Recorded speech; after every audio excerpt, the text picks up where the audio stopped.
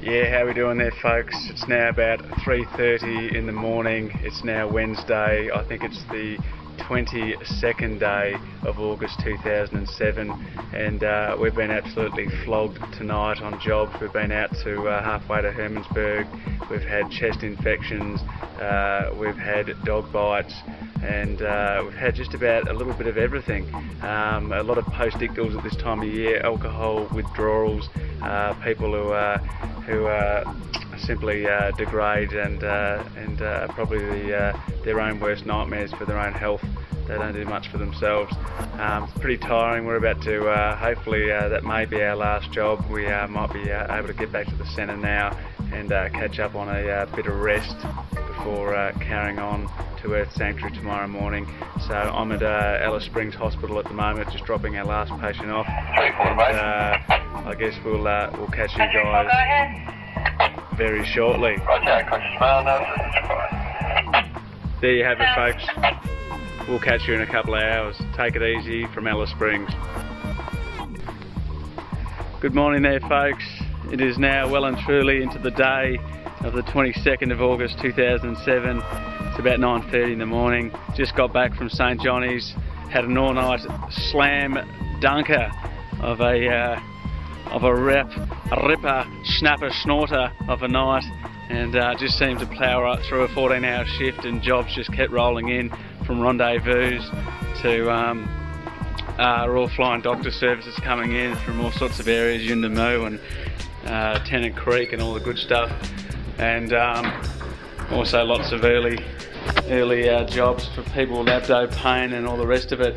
So that shift's done. Just organised some mail to send off to for the good old ATO for some finance work and all the rest of it. Caught up with Danny back there at the base, who's now on a day shift, as well as Benny, who's looking after the centre for the day. I'm a little bit hammered, but I'm going to do a couple of hours anyway this morning on the site and catch up with a few things here, and then I might get a few Z's.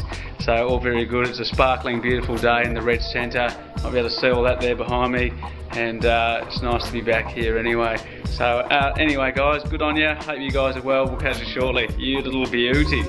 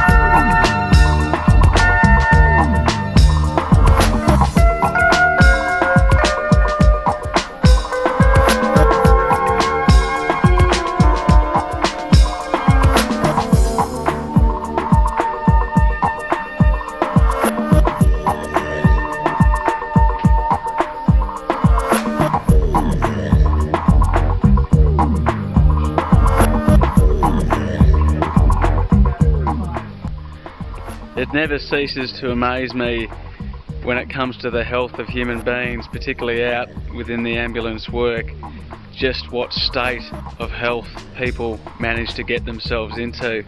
And it really reaffirms how people can be their own worst enemies, particularly with the diets that people eat. Nutrition seems to be one of the major contributing factors to people's state of health. The obvious factors that we find is particularly in the meat industries, where people are eating meat every single day and it has such a high impact on the cholesterol levels in our bodies, and this cholesterol builds up as a plaque in our arteries, which causes them to become hardened and narrowed, which makes our circulation a lot more impaired, and and it causes blockages eventually in our hearts and even our heads, causing heart disease, causing basically what we call a myocardial infarction, a heart attack, and also strokes.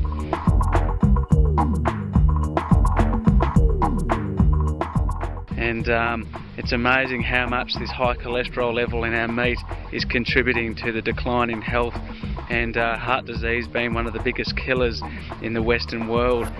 Second to that is the stroke.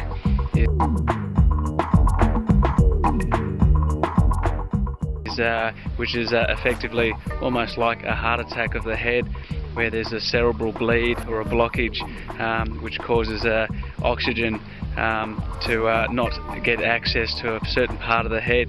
So it's a fairly obvious factor, yet still we see people all the way around the world consuming such high quantities of this food.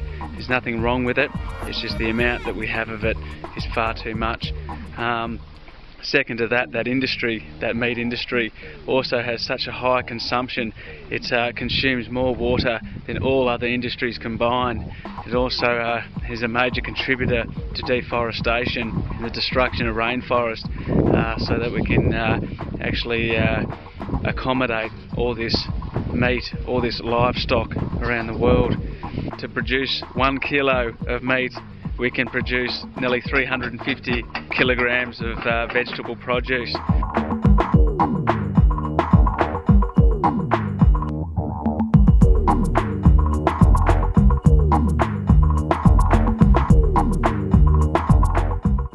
So there's a lot of positives to reducing our meat consumption, and we see a lot of people, particularly in the ambulance work, and anyone who's clued on around the world and looking at it, realising how many people are dying of heart disease, should realise that it's a very basic step to take towards good health. Anyway, I'm here with Joey. Joey's been working on the details of the U-Beauty Jeep, which you saw get a major overhaul yesterday. How are we going, Dad?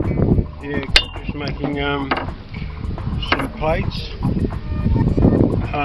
so we can secure the roll bar and get that out of the way before we get on to the other task.